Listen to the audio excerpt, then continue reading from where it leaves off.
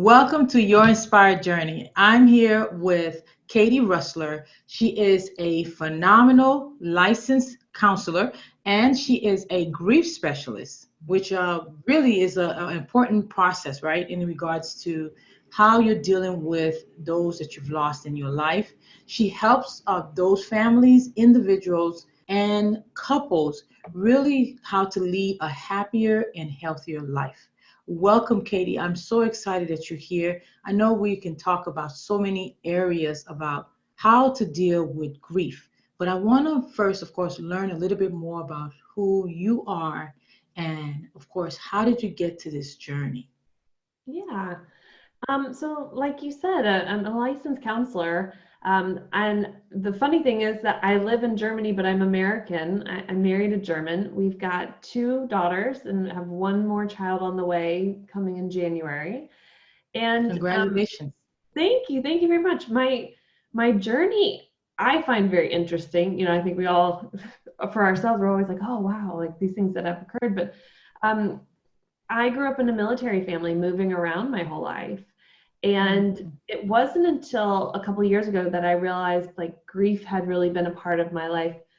And I realized that grief wasn't always about death, that it was also about changes and adapting and taking on new roles, like even becoming a mom. There's some grief that comes with that of letting go of the old. Even when we get married, we love it, but there's that grief too of, I don't have that freedom and flexibility I used to. I have to check in with someone else now.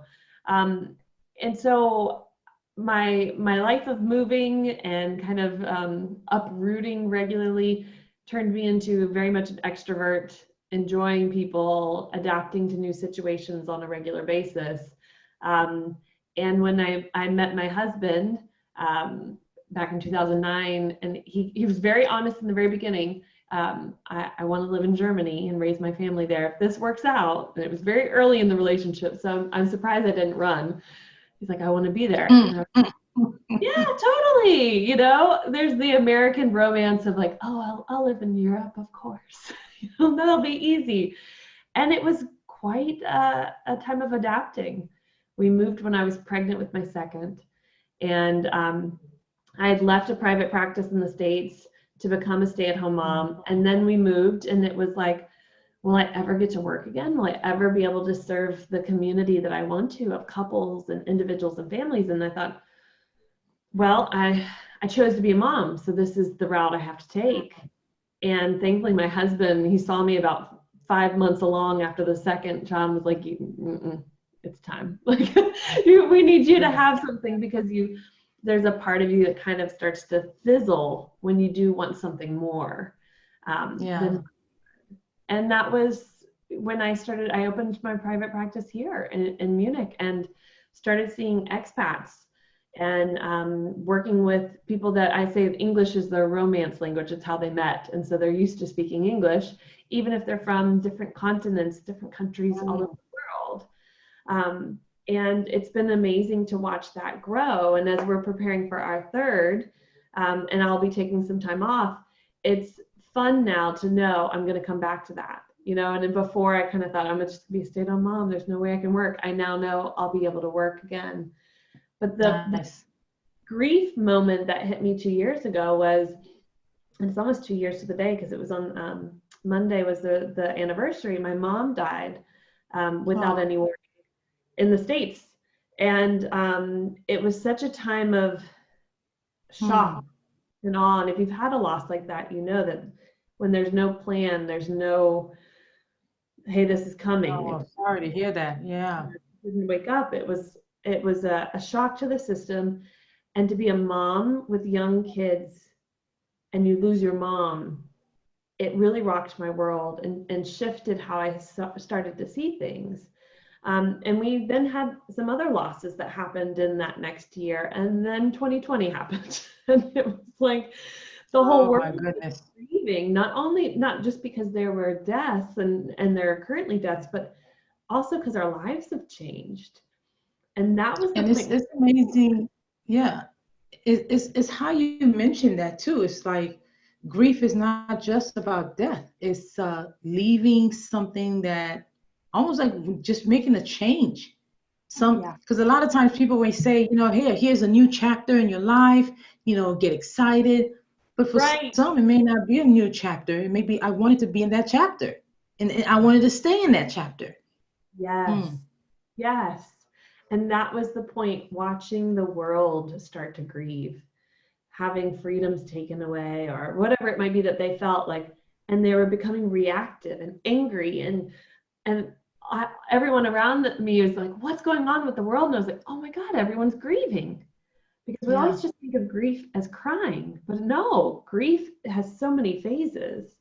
And one of them is like denial and shock. Another is the bargaining of like, well, if I do this, then I'll be okay. I'll be safe. Everything will be fine.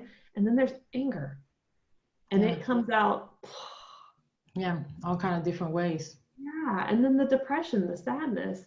So as the world was going through this grief and everybody's going like, what's going on? I kind of just sat there and said, okay, it's really time for those of us who work with grief, for those of us who are familiar with it, to start to normalize this and go, hey guys, it affects how we work, it affects our relationships, it affects how we Yeah, take care of ourselves. And when I was able to reflect on my life and go, wait, grief's actually a normal part of everybody's life. We're just yeah, only led to believe it's about death. So I thought, oh, actually we all know how to get through it, but we're all scared of it. So we yeah. fight the system, kind of thing. Almost in a sense, and it's not something you can deny, can it? It stays with you unless you deal with it or face it, or not necessarily saying embracing it, but some kind of way you have to deal with this process of going through this process Yeah. of dealing with that emotion of Yeah. however it feels. Now, I don't want to put something negative or positive to it, right? But how do you see, the grief aspect of, even if it's not something of death, how do you see a person dealing with that emotionally?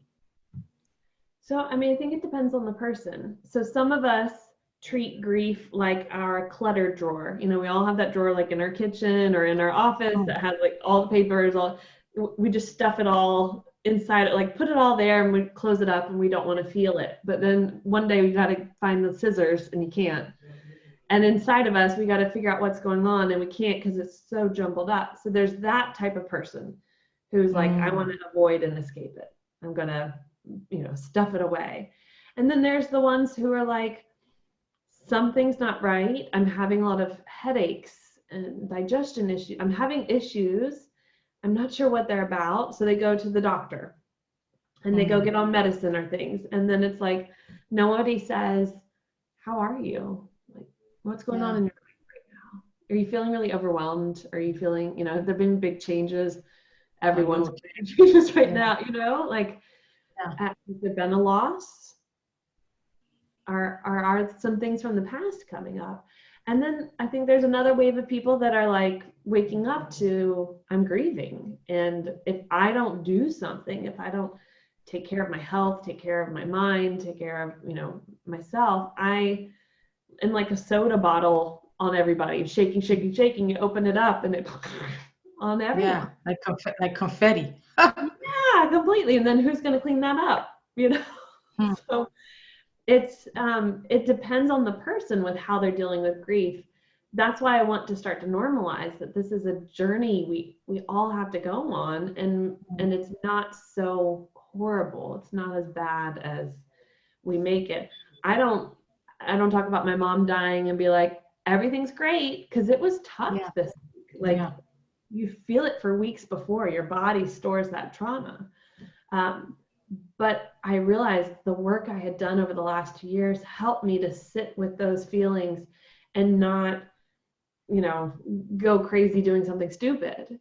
yeah, It helped me yeah. go, like, this is just grief.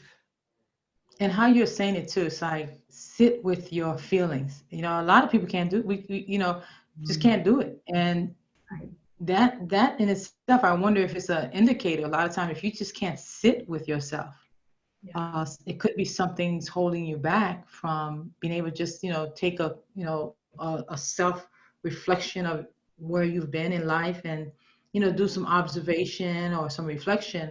Because a lot of times people can't sit, can they? Just to focus on, okay, I've gone through this situation. How do I plan to move from it? Like, what are you finding out when it comes to someone dealing with that?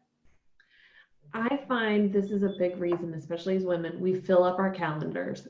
And in the business Mm, world too, you fill it up with lots of appointments, a lot of busy work, a lot of things. And that for me, when I start to do that, I stop and go, okay, what am I not wanting to feel right now? Like what am I covering yeah, up right now? And I staying busy, staying, that's just staying busy. yeah, exactly. Like there's something uncomfortable I don't want to feel.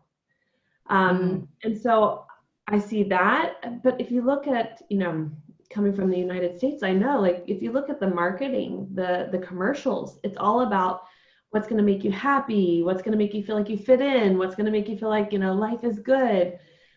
None of these are about, hey, life is tough and you can do it. You can make it through. I've got nothing to sell to you. I just want you to know you're capable. Well, that's not, mm, nobody's making money that way, right? So we're going to make you feel yeah. horrible about how things are so that you want to buy this, so then you feel great. But none of it makes us feel great. It's not lasting. It's kind of like hoping to win the lottery. Like we just keep buying and buying and buying, thinking eventually we'll win the lottery and we'll feel better. And then people who win the Yeah. lottery still end up having depression and other issues. So we realize it's what we're filling up our schedules, our bodies with, Mm, our environments with actually isn't helping. It's not making us feel better. yeah. So most of the time when people start to go like, hey, I realize I have grief, they still try the old methods of fixing it. And it is so easy when you own a business to believe that what you're doing is actually, like, oh, I have to, this is needed. Instead of, you know Yeah. what, I'm going to take care of my health. I can take care of me if I'm going to be good in my business and my work.